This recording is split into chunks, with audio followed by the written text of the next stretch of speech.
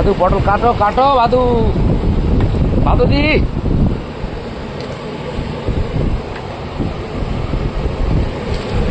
সেই চিংড়ি পটলটা হয়ে গেছে, নারকেলের দুধ দিয়ে চিংড়ি পটল, খুব সুস্বাদু হবে এটা।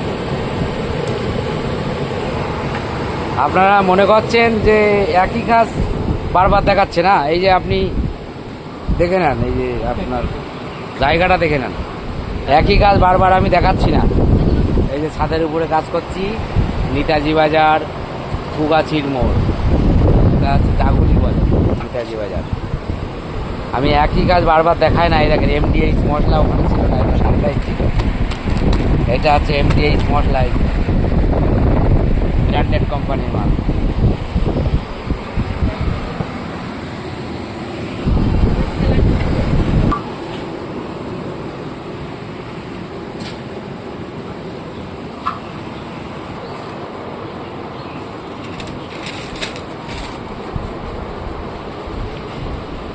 সব রাখা আছে এখানে রান্নাটা।